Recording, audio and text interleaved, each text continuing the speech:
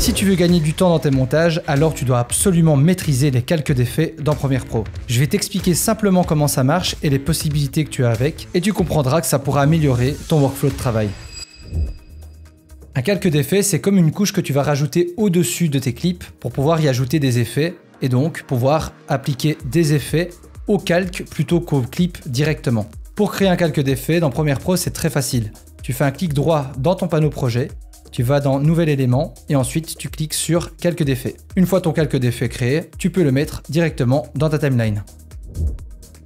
On va pas voir les détails de la colorimétrie dans cette vidéo, mais je vais te montrer ce que tu peux faire grâce au calque d'effet au niveau colorimétrique. Imaginons que tu souhaites donner un effet, un style visuel à tous ces clips. Donc plutôt que d'aller modifier la colorimétrie pour chacun d'entre eux, tu vas pouvoir glisser le calque d'effet dans ta timeline et alors jouer sur la durée pour qu'il matche avec la durée de tes clips. Ensuite, tu peux sélectionner ton calque d'effet et aller dans le panneau couleur lumétrie.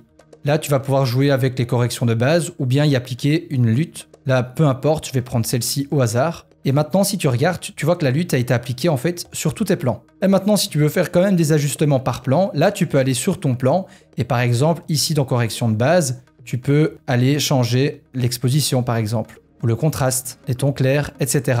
Et là, ça va uniquement affecter ton plan du dessous. Et ce qui est pas mal, c'est que tu peux faire des avant-après très facilement en cliquant sur l'option de visibilité de la piste. Là, tu désactives et tu réactives. Donc, tu peux voir ce que tu as fait grâce à ton calque d'effet. Donc, ce que tu peux faire pour créer des bandes noires directement grâce au calque d'effet, tu peux reprendre ton calque et le glisser au-dessus du premier. Si tu veux garder l'aspect colorimétrique, sélectionne ton calque d'effet du haut. Et là, dans le recadrage, tu peux aller recadrer le haut.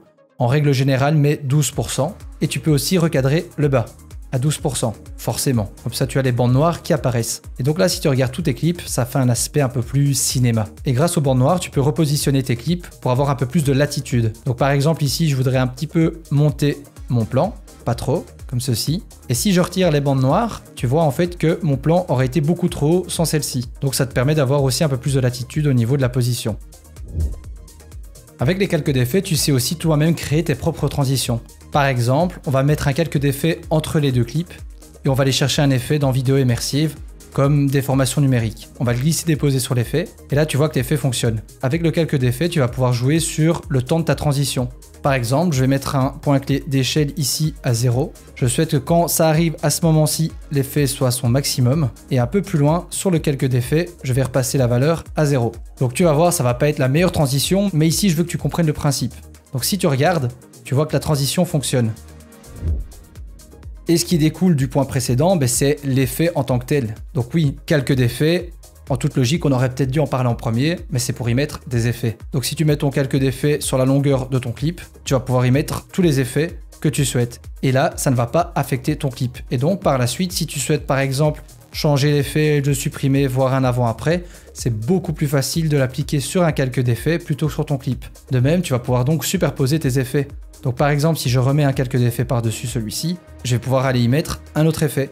Et donc si tu regardes, tu vois qu'on a pu appliquer deux effets à ce même clip. Et par la suite, si tu dis non, finalement, le deuxième, j'aime pas, tu peux simplement le camoufler ou bien tu peux simplement le supprimer en fait. Et donc, c'est beaucoup plus facile à gérer.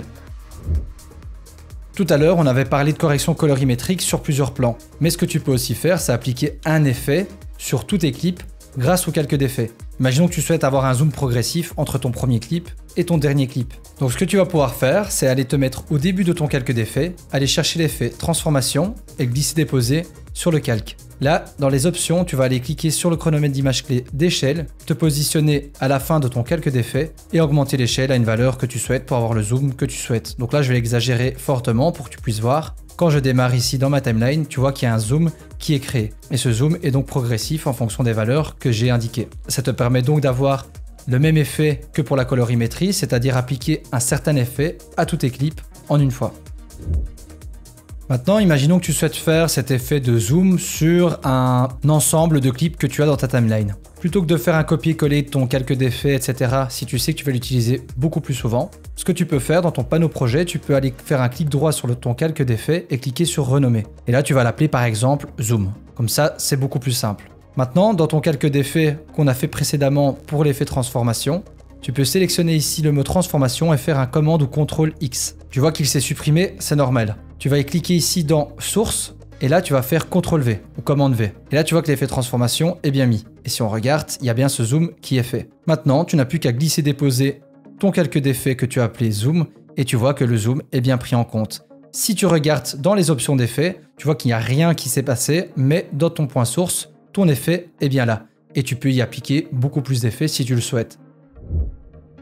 Mais grâce à tout ça, en fait, maintenant, tu peux comprendre que tu peux réaliser en fait une bibliothèque de calques d'effets qui te permettra d'aller beaucoup plus vite dans tes projets. Par exemple, ici, on va créer un nouveau calque d'effet. On va faire nouvel élément calque d'effet. Et celui-là, je vais le renommer, je vais l'appeler colorimétrie. Pour m'y retrouver, je peux lui appliquer une couleur différente. Et là, ce que je peux faire maintenant, je glisse dépose au-dessus de ce clip-là, par exemple. Je vais ici dans créatif et je vais choisir une LUT au hasard, comme ceci. Et là, je vais faire exactement la même chose. Je vais faire un commande ou CTRL X, aller dans source et faire commande ou CTRL V. Donc là, si je supprime et que je remets ce calque-ci, tu vois que la colorimétrie est bien appliquée. Et là, tu peux faire ça pour tout un tas d'effets que tu souhaites au niveau de tes calques, des effets que tu sais que tu vas utiliser régulièrement. Et une fois que tu as créé un calque d'effet avec tous les effets que tu souhaites, tu peux aller ici dans Fichier et là tu cliques sur Enregistrer comme modèle. Et là tu peux donner le nom que tu souhaites au modèle, donc tu peux mettre par exemple effet récurrent et tu enregistres. Et maintenant quand tu dois créer un nouveau projet pour tes vidéos, tu peux cliquer ici sur Nouveau projet quand tu ouvres Premiere Pro. Et dans tes modèles, tu vois maintenant que effet récurrent est bien créé. Mais si tu as regardé ma vidéo sur l'outil production, tu sais qu'il y a encore une façon beaucoup plus astucieuse de faire ça. Donc si tu l'as pas encore regardé, je t'invite à aller le faire. Voilà, maintenant tu sais comment utiliser les calques d'effets dans Premiere Pro. D'ailleurs, dis-moi en commentaire si toi tu les utilisais déjà. Si cette vidéo t'a plu, n'hésite pas à liker et à t'abonner. C'était Mike et je te dis à la prochaine. Ciao!